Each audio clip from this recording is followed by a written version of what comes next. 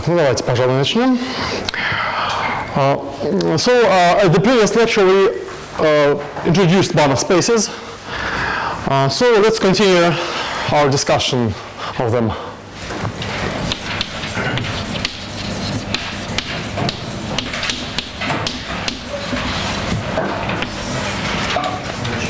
So by definition, a Banach space is a complete normed space.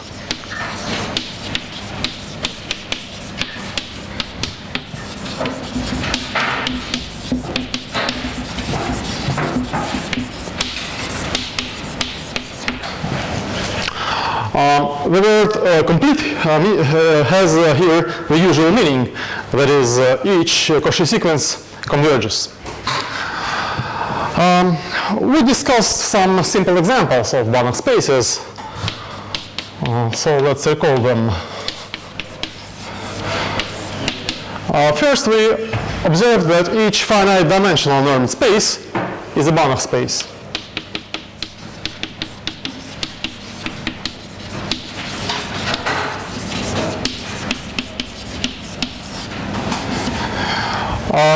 The completeness of finite dimensional spaces is essentially a combination of three facts.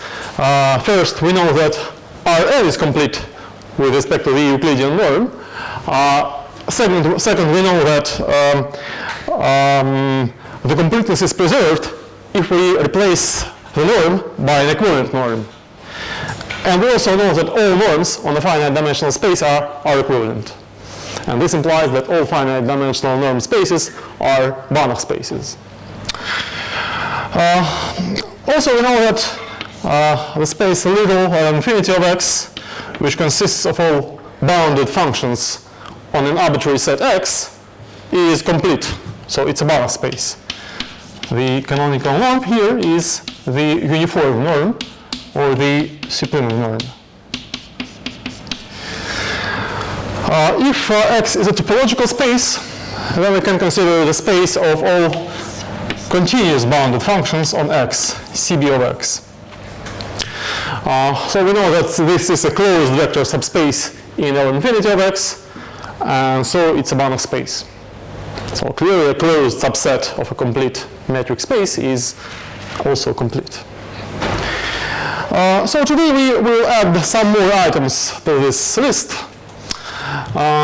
One more example, the space little C0, which consists of all sequences which vanish at infinity, is a closed vector subspace in the little infinity, in the space of all bounded sequences.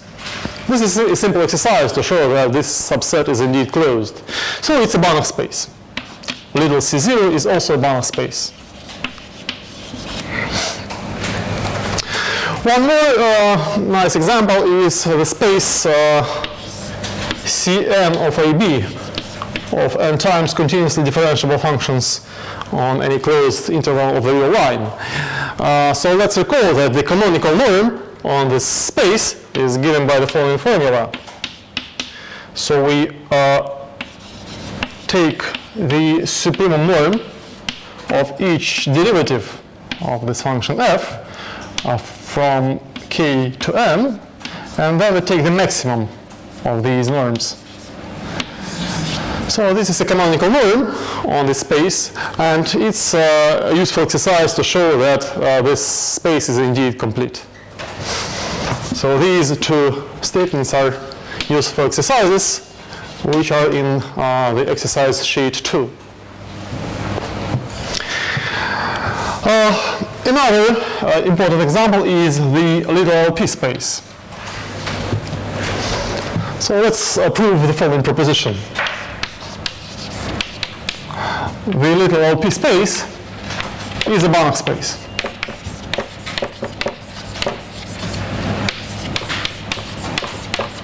For each p from 1 to infinity.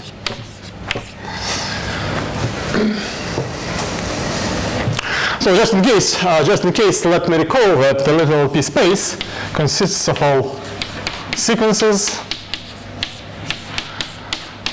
such that the following series converges. And the norm on the LP space is given by the following formula.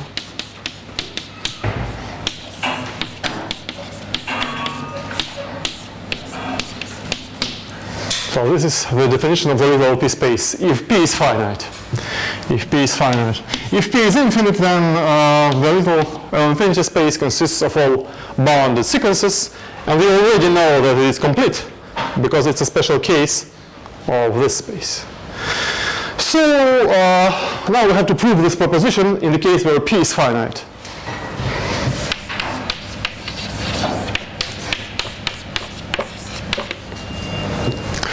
Okay, so let's take any Cauchy sequence in LP.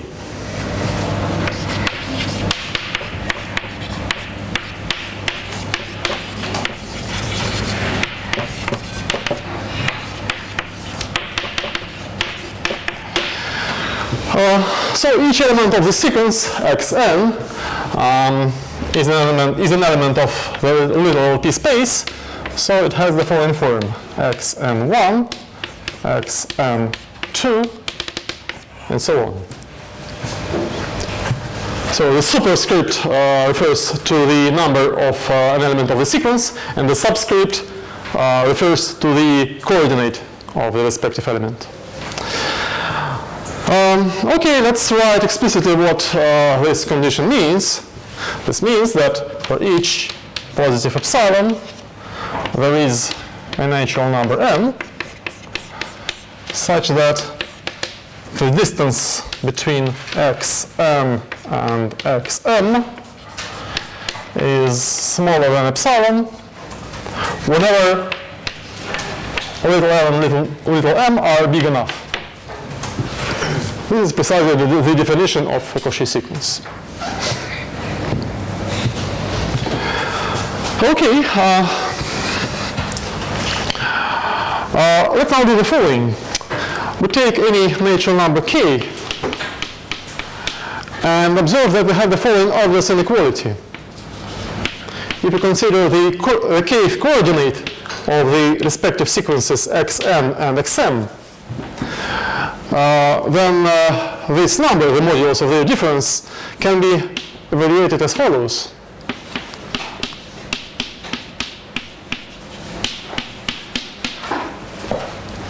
This is immediate from the definition of the LP norm.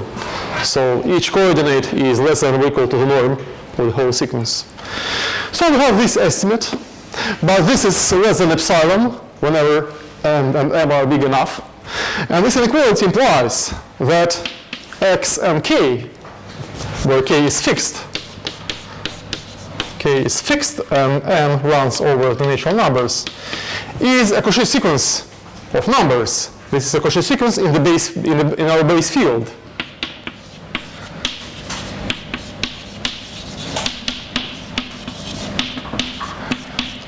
Let me recall once again that the base field K is either the field of real numbers or the field of complex numbers. And this field is complete. So the sequence converges. There exists a limit of this sequence as n goes to infinity. And let's denote this limit, by, say, ak.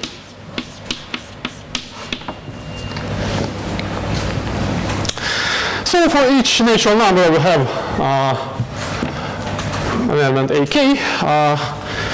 And let A denote the following sequence: A1, A2, and so on.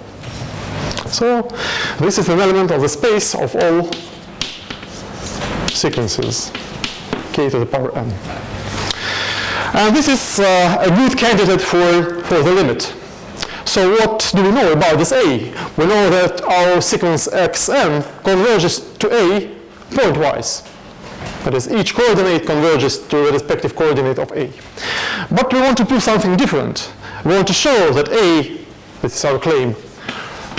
Our claim is that A is actually an element of the literal P space, and that xn converges to A not only pointwise, but also with respect to the LP norm. So our goal is to prove this claim. And to prove the claim, let's use once again this condition, the condition that our sequence is a Cauchy sequence. We do a little trick. So this norm is the sum of an infinite series. It will be more convenient for us to work with finite sums. So we take any natural number big K and observe the following. We observe that this condition, so let's denote this condition as condition 1. Condition 1 implies that the following finite sum from 1 to big K, x m k minus x m k to the power p is less than epsilon to the power p. Again, for the same little m. This is clear because the finite sum is less than or equal to the infinite sum. And now we do the following. We fix one of the indices, say m, and we let m go to infinity.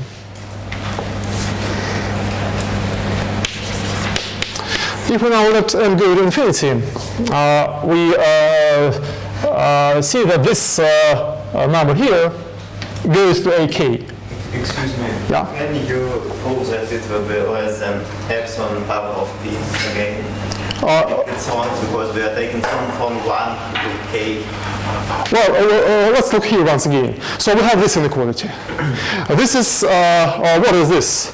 This is a similar sum, but from 1 to infinity. Yes. This is a finite sum. Yes. And so the finite sum is less than or equal to the infinite sum.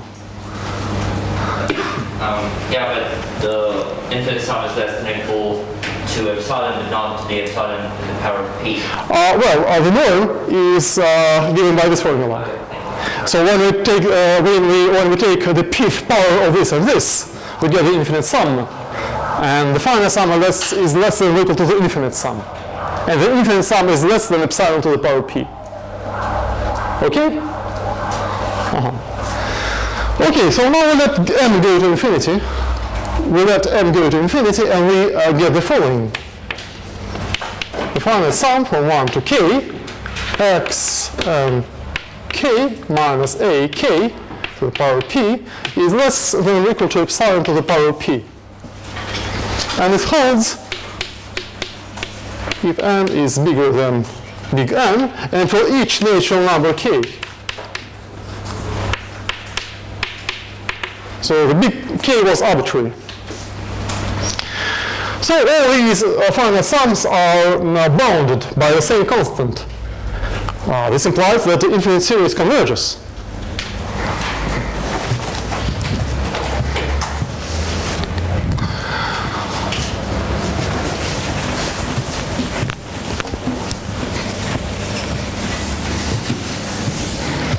So since this holds for any big K, this implies that the following sum, now from 1 to infinity, x and k minus a k to the power p is less than or equal to epsilon to the power p, and this holds for each n bigger than big N.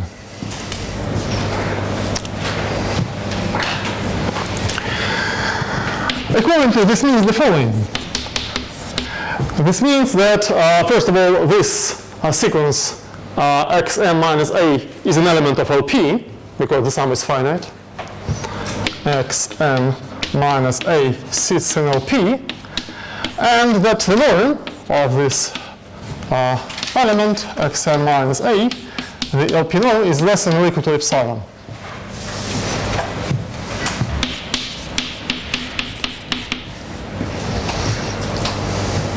But this means, it implies that A, well, the same, our sequence A can be represented in the following way. This is xn minus xm minus A.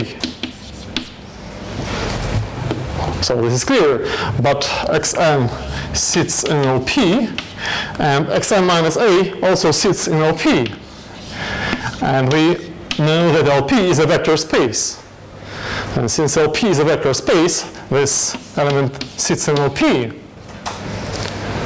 So A is an element of LP. And this is exactly what we wanted to show. And this inequality means precisely that xn converges to A with respect to the LP norm. Xn converges to A in LP. So converges with respect to the LP norm. So this completes the proof. So we have proved that each Cauchy sequence in LP converges. In fact, the following more general result is true.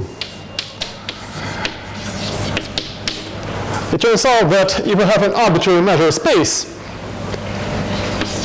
omega mu,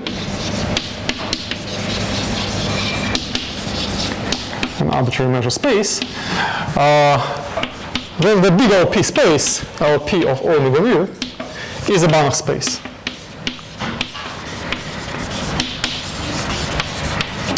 Again, for all p between 1 and infinity. This is a more general fact, because if omega is the set of natural numbers and mu is the counting measure, then the big LP spaces, the big LP space becomes the little LP space. I will not prove this fact for the following reason. First of all, if p equals 1 or 2, this fact is always proved in measure theory courses. So this is pure measure theory. If p is finite, but not necessarily 1 or 2, then the proof is almost identical to the case where p equals 2. There is no essential difference. And in the case where p is infinite, this is a simple exercise from exercise sheet 2.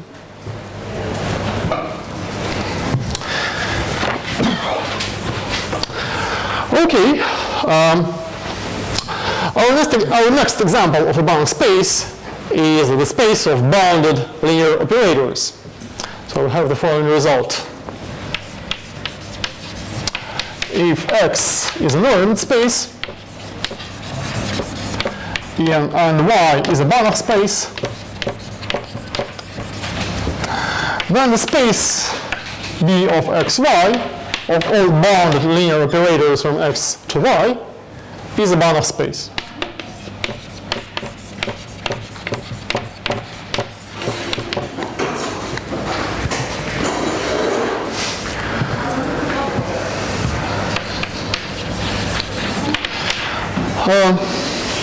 Okay, so to prove the result, again we have to take a Cauchy sequence in a space and prove that it has a limit.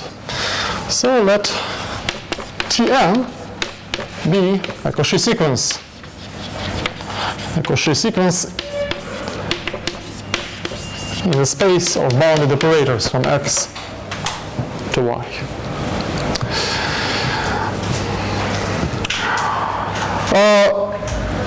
If you take an arbitrary vector x in the space big X and look at the distance between Tn of x and Tm of x. So this is, what is this? This is Tn minus Tm applied to x. And we have the following inequality. This is less than or equal to the norm of the operator, that is, of the operator Tm minus Tm, multiplied by the norm of x. This inequality implies the following. Since Tn is a Cauchy sequence, this number, the norm of Tn minus Tm, is small when little n and little m are big enough. And x is fixed, so the norm of x is a constant. So this implies that Tn of x, which sits in the space y, is also a Cauchy sequence.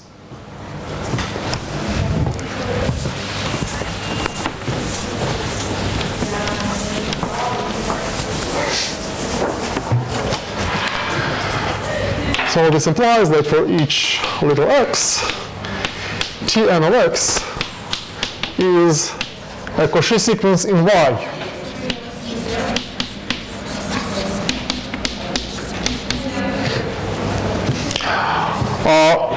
But the space Y was assumed to be a Banach space.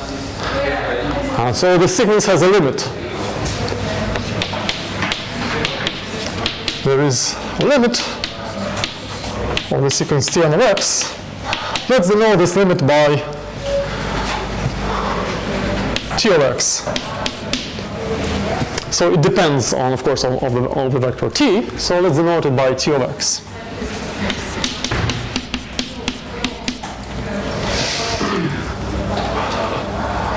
So we get a map from x to y. We obtain a map T from x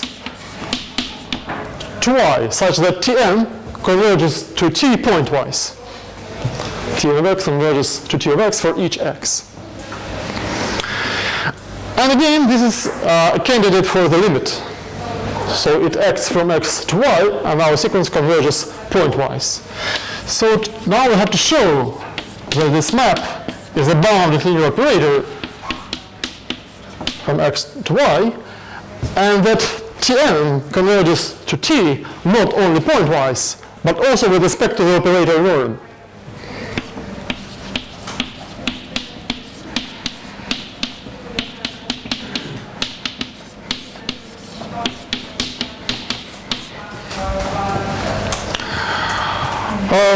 Well, first of all, it's a simple exercise to show that T is linear.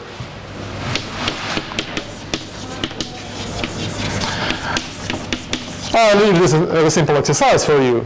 So the pointwise limit of a sequence of linear operators is a linear operator. This is very easy. Well, why is it bounded, and why do we have this convergence? Well, let's use once again the assumption that Tn is a Cauchy sequence. So for each positive epsilon, there is a natural number n such that the distance between Tn and Tm is smaller than epsilon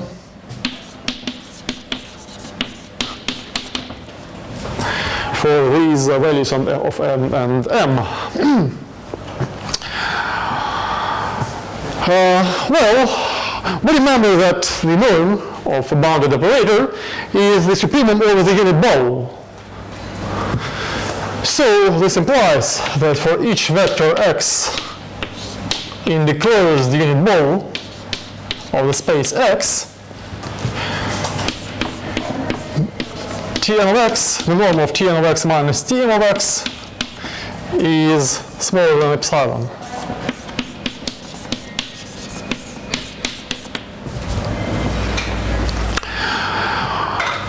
But we already know that our sequence converges pointwise. So again, if we fix little n and let little n go to infinity, we get the following. Tn of x minus T of x, so Tm of x converges to T of x, is less than or equal to epsilon if little n is bigger than the big N. And this holds for each vector x in the closed unit bow of the space x. But what does this mean? First of all, what is this? This is operator Tn minus T. So we see that the operator Tn minus T is bounded on the unit bow, so it is a bounded linear operator. So this implies that Tn minus T is a bounded linear operator. And this inequality means exactly that the norm of this operator is less than or equal to epsilon. So we have this inequality for the same numbers n. But if we now look at the operator T, we can write t in the following way. This is tn minus t. This is a bounded operator. This is also a bounded operator. So this implies that t is a bounded linear operator. And this inequality means exactly that Tn converges to T with respect to the operator norm. And Tn converges to T with respect to the operator norm. And this is exactly what we wanted to show. So we took a Cauchy sequence and we proved that this sequence has a limit. So this completes the proof. By the way, let's observe that when we proved this result, we have used essentially the same pattern as in the proof of the completeness of the literal p-space. So the general pattern is as follows.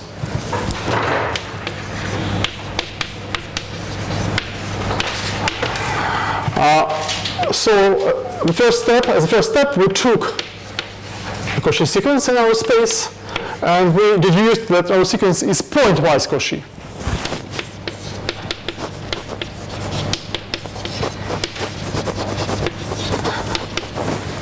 And since the target space was complete, we deduced that there exists a pointwise limit.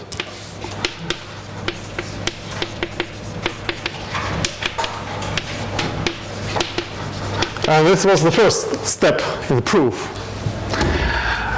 And at the second step, we again used the assumption that our sequence is Cauchy.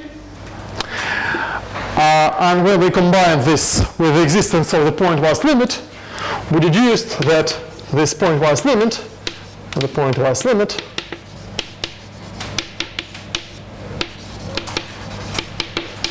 belongs to the same space.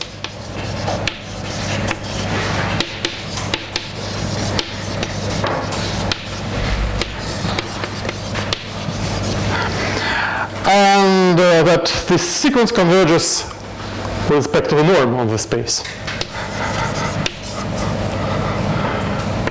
And we have the norm convergence.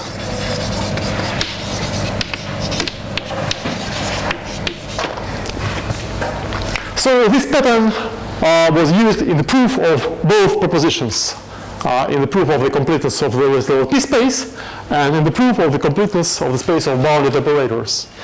And I'd like to stress that the same pattern is used in the proof of the completeness of many, many classical Banach spaces, which consist either of functions or of operators.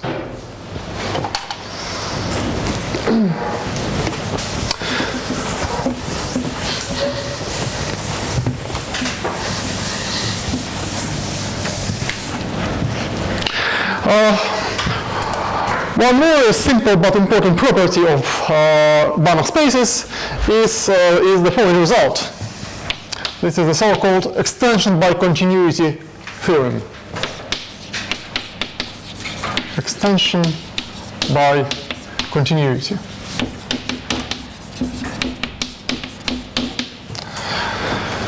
So suppose we have a normed space X.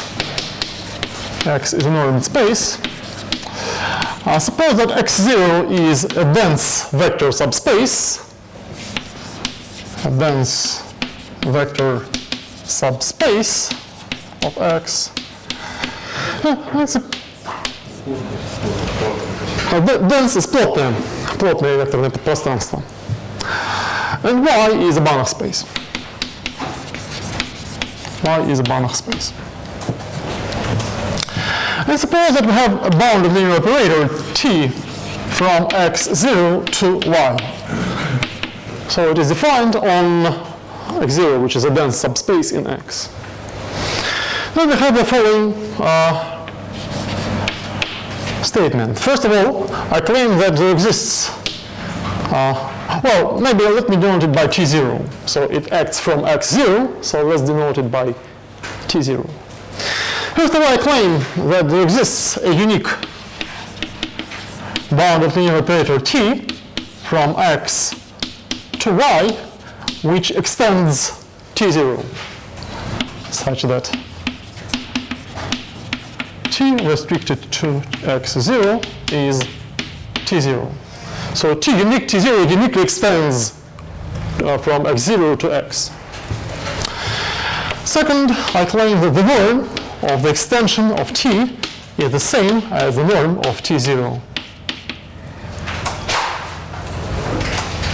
And finally, part 3, if the original operator T0 is topologically injective,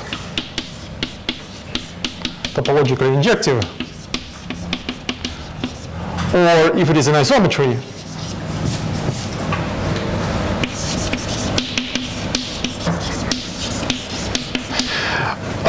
then the extended operator has the same property. So then so is T.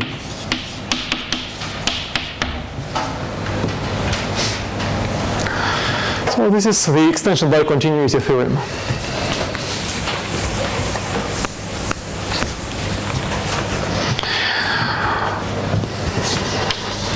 Well, first of all, we have to construct T. The construction is rather straightforward. Actually, there is only one way to define such an operator. So we take any element in X, take any element in space X, and since X0 is dense in X, we can find a sequence in X0 which converges to little x. There is a sequence xn in X0 which converges to X. So it's natural to define T of X to be the limit of T of Xn. There is no other possibility because we want T to be continuous. So T0 of Xn is already defined, and let's observe that since Xn converges to X, this of course implies that Xn is a Cauchy sequence in X0.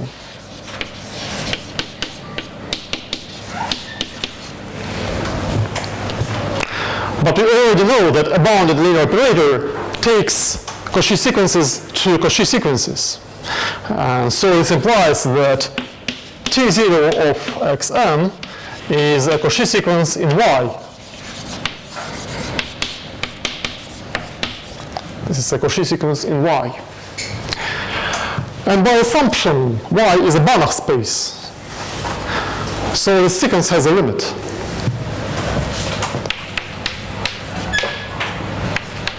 And let's denote this limit by little y.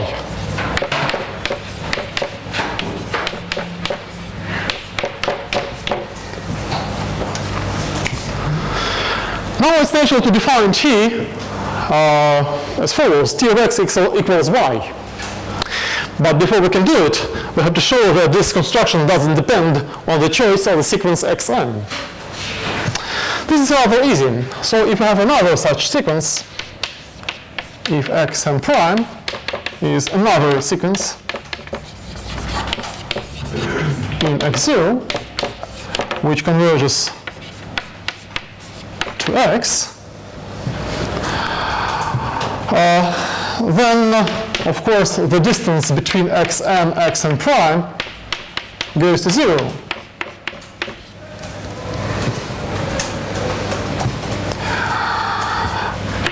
And therefore, when we apply the bounded operator T0, it is continuous.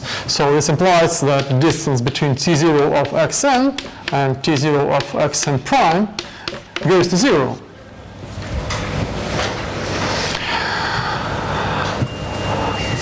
And since we already know that both these sequences converge, so both of them, this sequence converges, and the distance between them goes to 0. This implies that the limits are the same.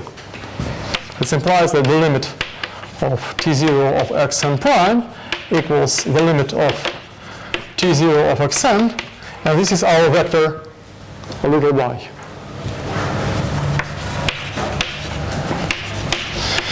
So this implies that this element little y depends only on x. It doesn't depend on the choice of the approximating sequence xn. This implies that we have a map. We have a well-defined map T from x to y given by the following formula. So little y is constructed as follows. Let's now prove that T is the map, this operator we are looking for.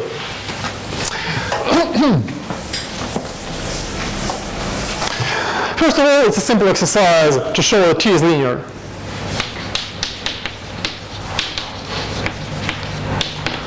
This rather easily follows from the construction and from the continuity of algebraic operations in the space x and y. So if xn goes to x and yn goes to y, then xn plus yn goes to x plus y. So this is clear. This is it's almost clear. This is a little exercise. What is absolutely clear is that T extends to 0. Clearly, T restricted to x0 is T0. Simply because if our vector x, little x, sits in x0, then we can let xn equal to x. We can take the constant sequence. And this shows that T extends T0.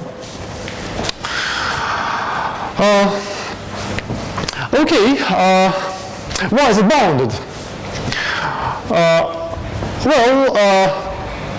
If we look at the construction, so this is T of x, it follows from the construction that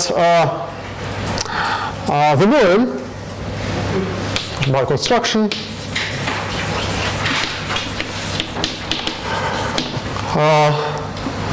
the norm of y, that the norm of T of x, is less than or equal to, well, this is the limit of this sequence, of the norms of T0 of, of course we have here T0 of xn. There was a typo here, T0 of xn. So by construction, the norm of T0 of xn is less than or equal to the norm of T0 multiplied by the norm of xn. And the norm of xn goes to the norm of x. So we get the following inequality.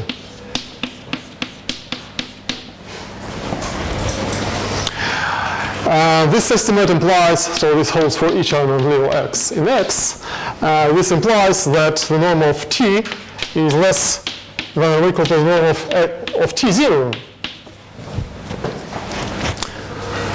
But of course, the norm of T cannot be strictly smaller because T extends T0. So this inequality implies that the norms are the same.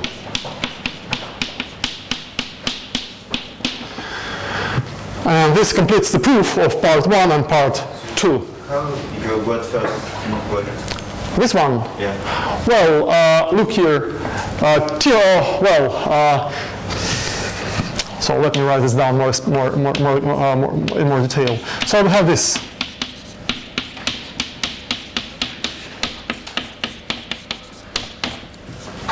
Okay. Now let n go to infinity. If n goes to infinity, then this sequence converges to y, which is T of x.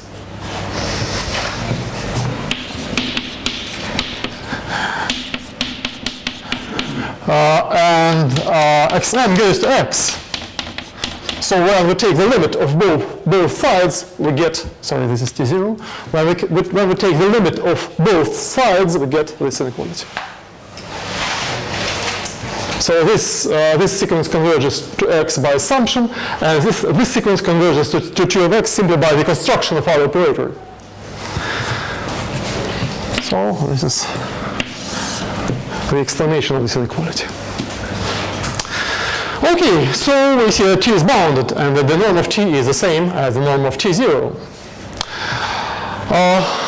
So this implies, this completes the proof of part 1 and part 2. And to prove part 3, well, let's suppose, for example, that T0 is topologically injective.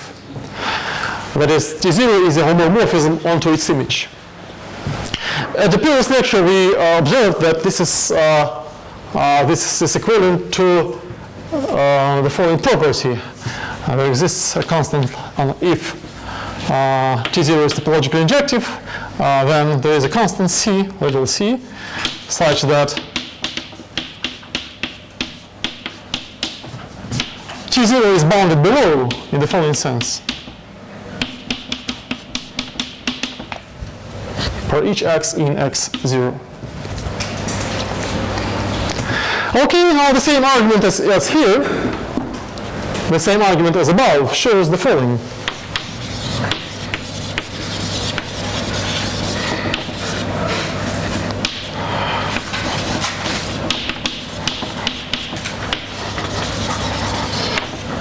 The same inequality is preserved for the operator T.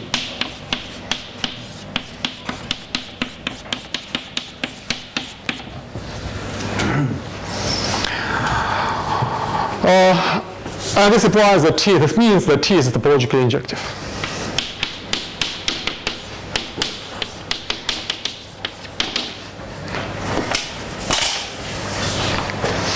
And finally, the last assertion is proved in exactly the same way. So if we assume that T0 is an isometry, if we suppose that T0 is an isometry, so the norm of T0 of x equals the norm of x. And again, taking the limit in the respective equality, we get the same equality for the operator T. And so T is also an isometry.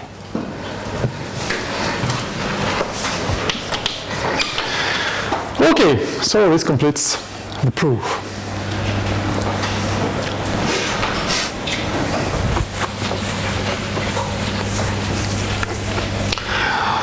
Now we are ready to discuss completions of normal spaces.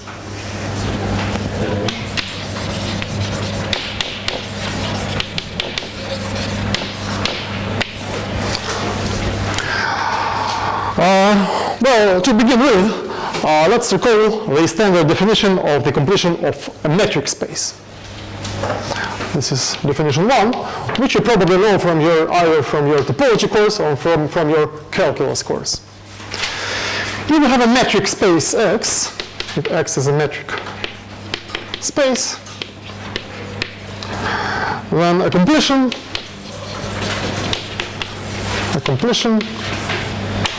of X is a pair X tilde and J, where X tilde is a complete metric space,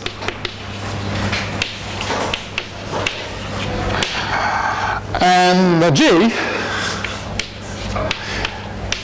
is an isometric embedding of X into X tilde. Is an isometric embedding.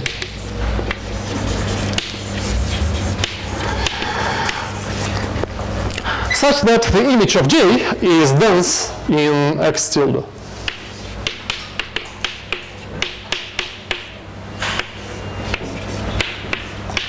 So the line here means the closure. So J of X is dense in X tilde. Okay, so this is the standard definition of the completion of a metric space.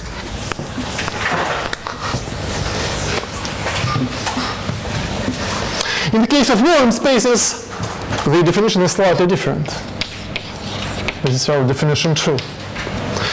Suppose now that X is a norm space.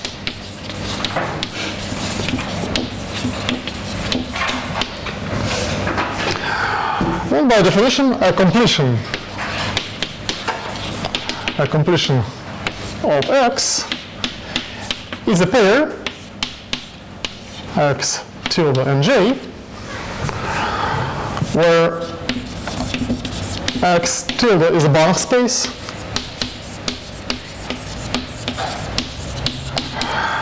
And J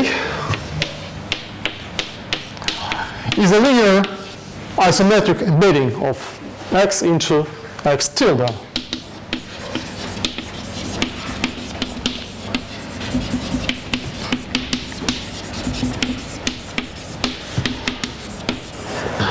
Such that the image of G is dense in x tilde.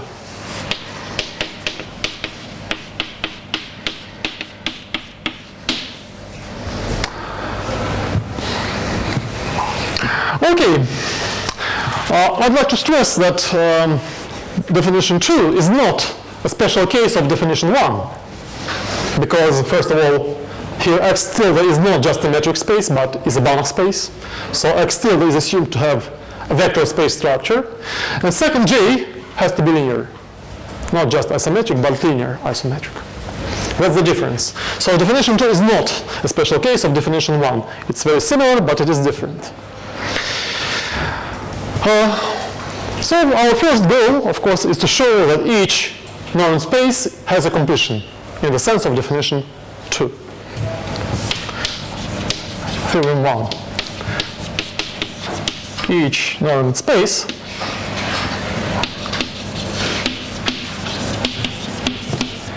has a completion.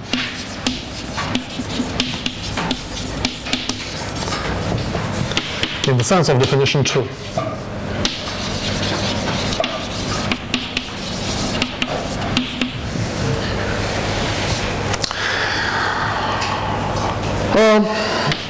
To prove this result,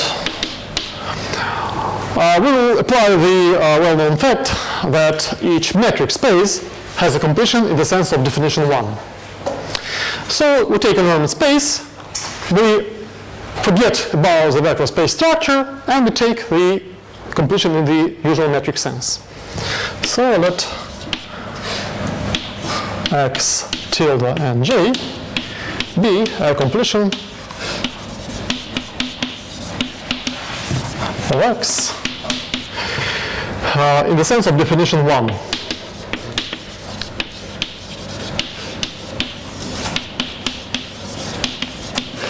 So what we want to do is to define a vector space structure of the completion.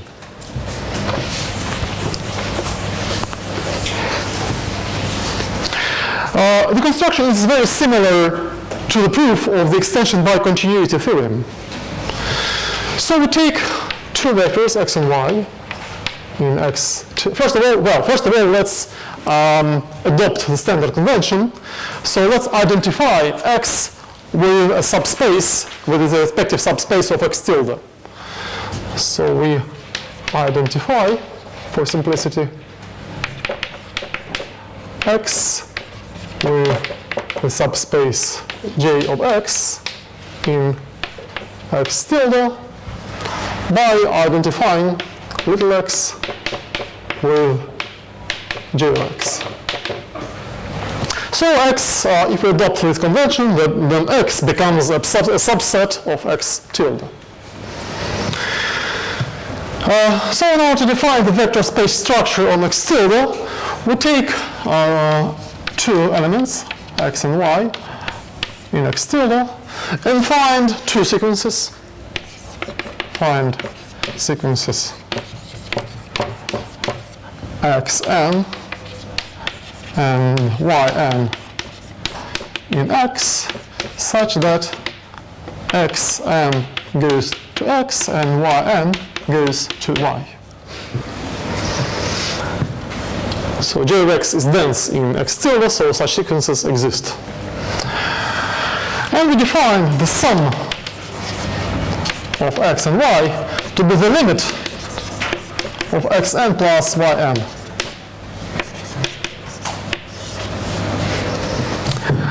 So this formula defines the addition on x, and if lambda is a number, is an element in our base field, then we define lambda x to be the limit of lambda xn.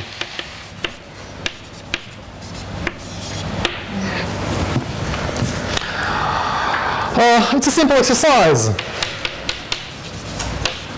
to show that these operations are well defined.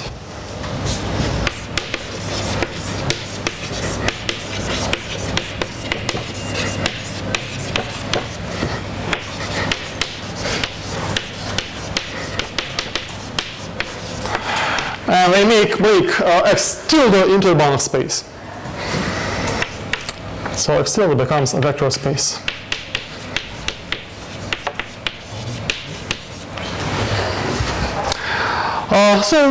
Explicitly, what do we have to show? First of all, we have to show that the limit exists. This is rather easy, and it doesn't depend on the choice of the sequences xn and yn. And the same here. And then we have to show that all the axioms of vector space are satisfied. So this is maybe this is a little bit tedious, but this is absolutely elementary.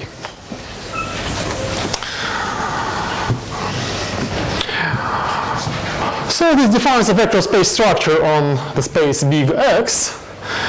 The norm is just the distance between X and 0, and this is a norm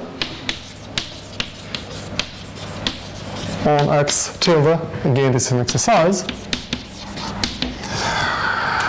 And by construction, we see that our embedding J becomes a linear map. J is linear by construction.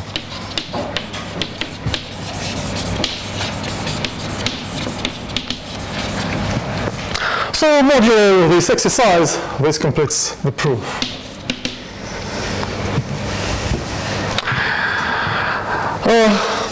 By the way, in a couple of weeks after we prove the Hahn-Banach theorem, we will get a different proof of this result, which doesn't rely on completions of metric spaces, and which is much more elegant. So this proof is straightforward, but is a little bit tedious because of this exercise. And short proof and short and elegant proof will be available in a couple of weeks. Okay. Our next result, theorem 2, is very important. It's a so-called universal property of the completion. Universal property of completions.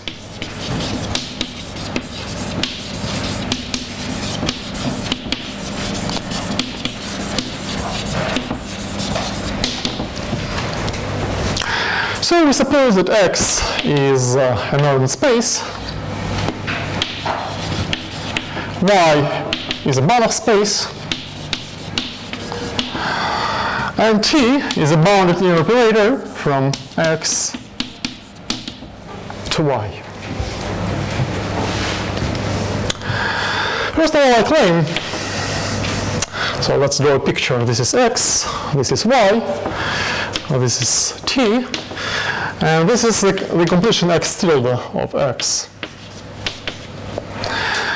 I claim that there exists a unique bounded linear operator T tilde from X tilde to Y, such that this diagram commutes.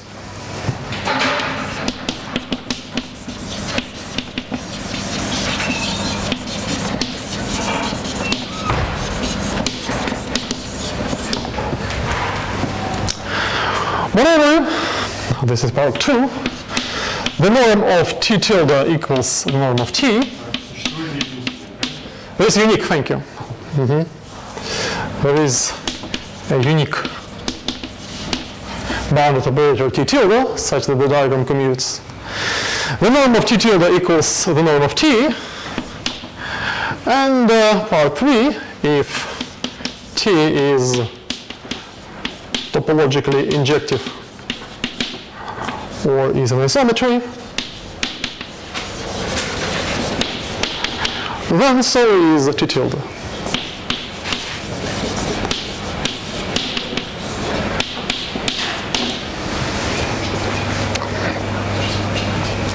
So this is the universal property of completions. Actually, we don't have to prove this, because this result already follows from the extension by continuity theorem.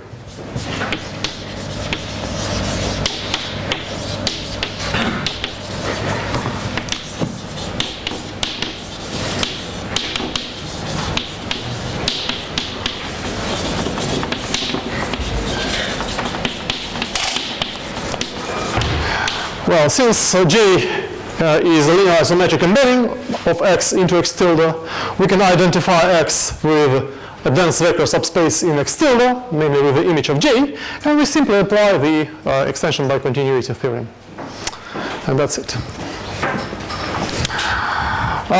This result can be equivalently formulated as follows. Theorem 2 prime. So if X is a normed space and Y is a Banach space, we can consider the following map from the space of bounded operators from X tilde to Y to the space of bounded operators from X to Y, which takes any operator S from X tilde to Y with S composed with J. And this map is an isometric isomorphism.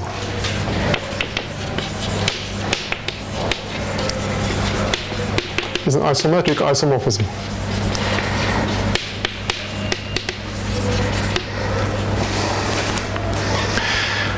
Well, indeed, this result is essentially equivalent to part 1 and part 2 of theorem 2.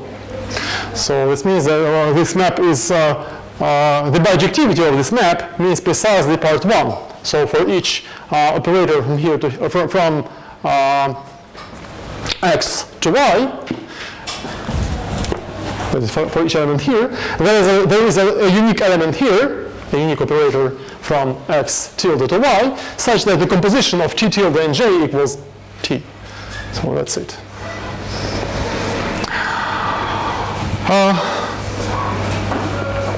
And part 2 means that this bijection is isometric.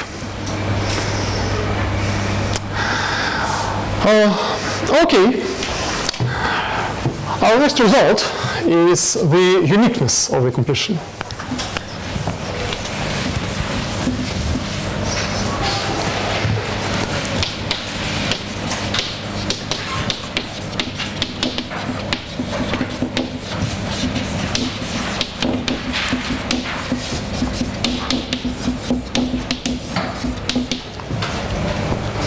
So suppose we have two completions of the same normed space X.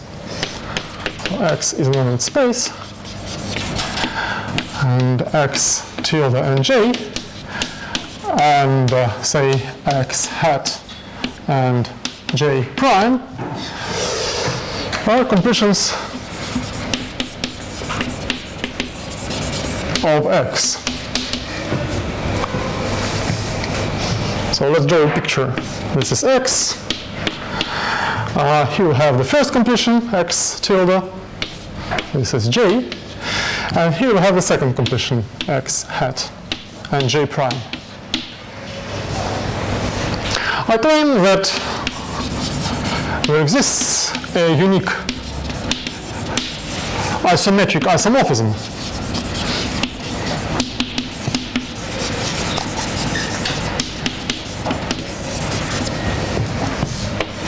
between X tilde and X hat, which makes the diagram commute. I between X tilde and X hat, such that the diagram is commutative.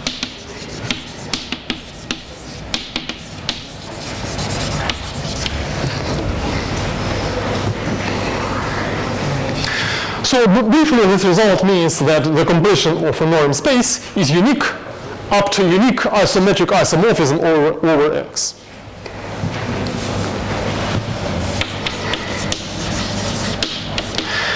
The proof is more or less standard.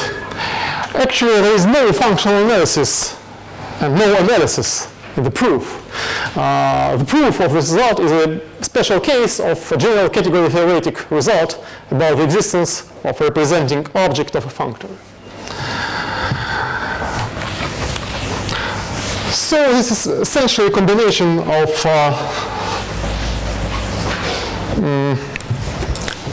This is essentially a corollary of our theorem 2 about the universal property of completions. Let's apply theorem 2. Let's apply theorem 2. We apply it to J prime. So we remember that x tilde is a completion of x and x hat is a Banach space. So we apply theorem 2 and we get a map from here to here, which is also an isometry and which makes the diagonal commute. There exists an isometry I from x tilde to x hat such that the diagonal commutes, that is such that ij equals j prime. Okay, let's now apply theorem 2 once again. But now we will use the assumption that a hat is a completion of x. Let's draw a picture. So this is x, x hat, and x tilde. So since a hat is a completion of x, we get a map from here to here, I prime.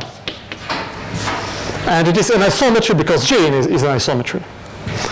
There is an isometry I prime, which acts in the opposite direction from a x hat to x tilde, such that this diagram commutes, that is such that I prime composed with j prime equals j.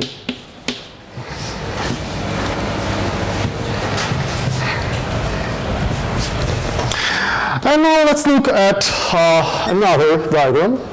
So this is x tilde, this is x tilde, this is x, this is j, and this is j.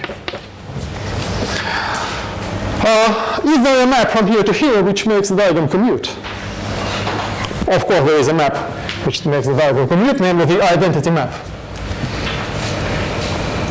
But on the other hand, we can take we can compose j prime and j and get another map from here to here, which makes the diagram commute. And by theorem 2, by the uniqueness part of theorem 2,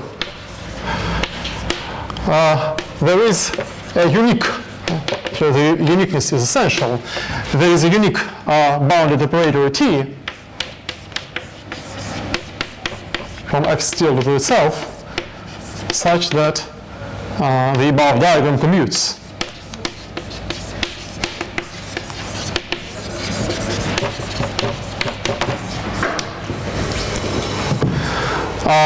And this implies that since the identity map of x has this property, and since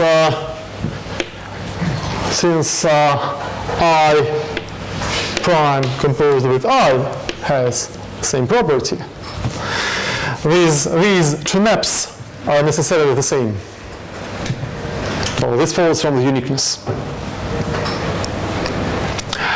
And if we apply the same argument to the second completion, to x hat,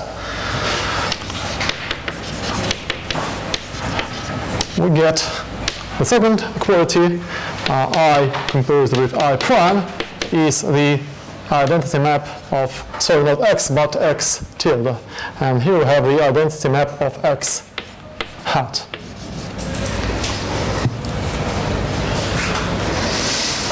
What would we know about I prime composed with I procedure, their concomitants? Well, let's look here.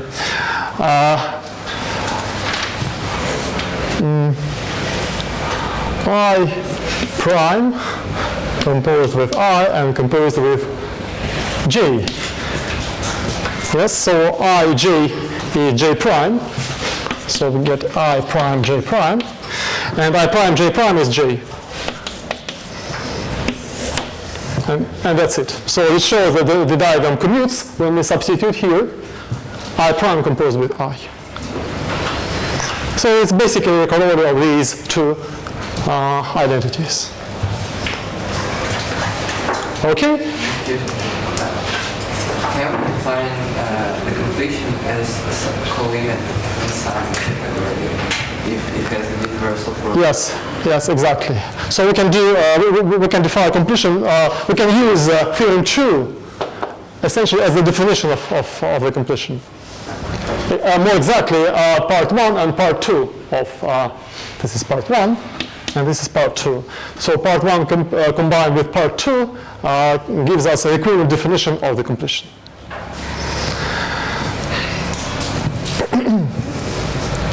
Okay, so these two identities imply that I prime and I are isometric isomorphisms.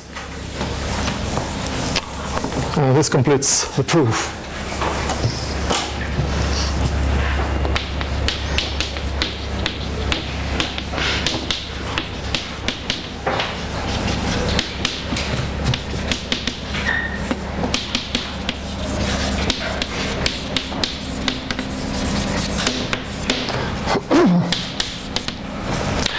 Okay,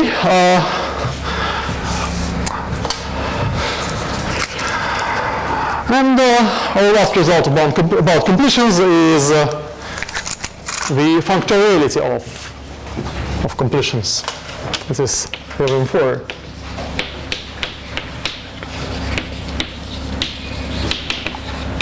The functoriality of completions.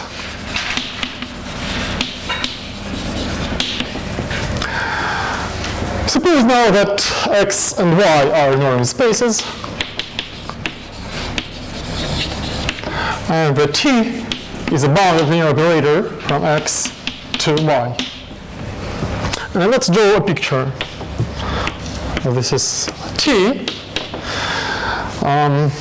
X tilde is the completion of x.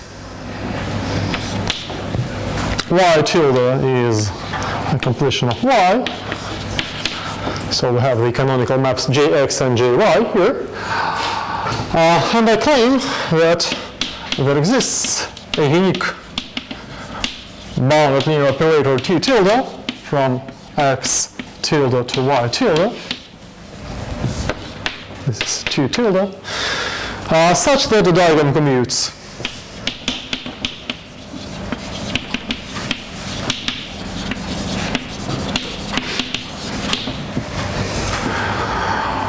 Or the norm of t tilde equals norm of t.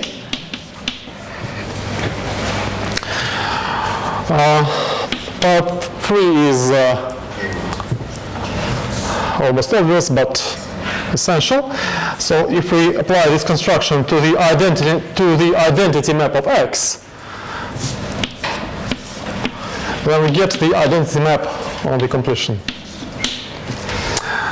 And property 4 is that this construction is compatible with compositions, namely if t is a bounded operator from x to y, and s is a bounded operator from y to z.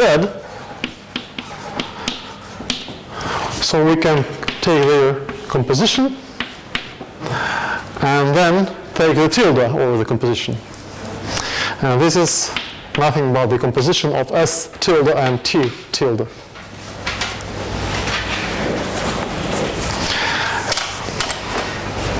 And finally, the last metric part of this theorem, if t is topologically injective or an isometry,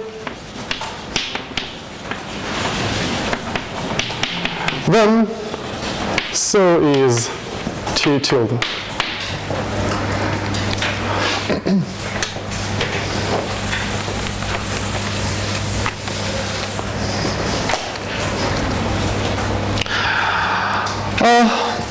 Again, the proof is very easy. To prove parts 1, 2, and 5,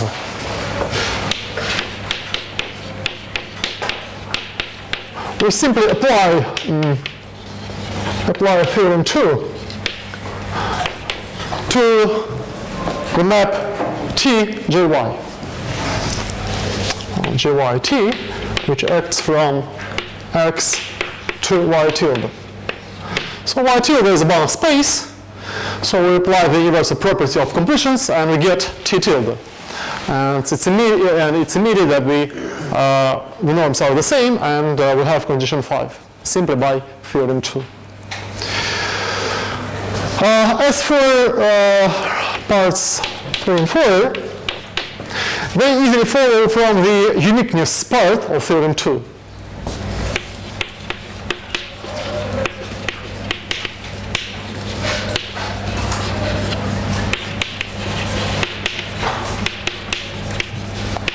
So let me draw a picture.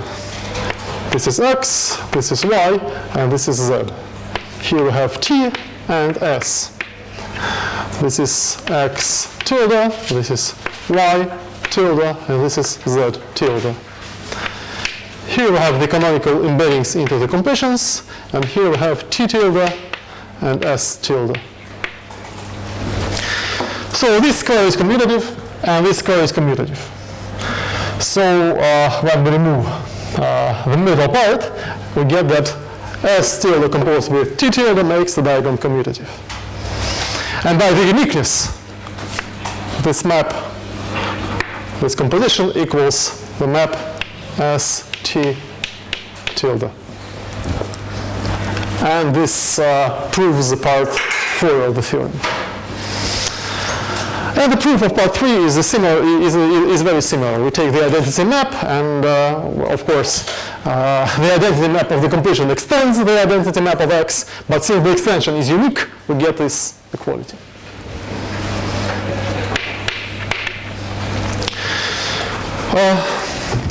For those of you who are familiar with the language of categories, well, I must say that you have already noticed that the completion, this theorem means that the completion is a functor which acts from the category of normed spaces to the category of bound spaces.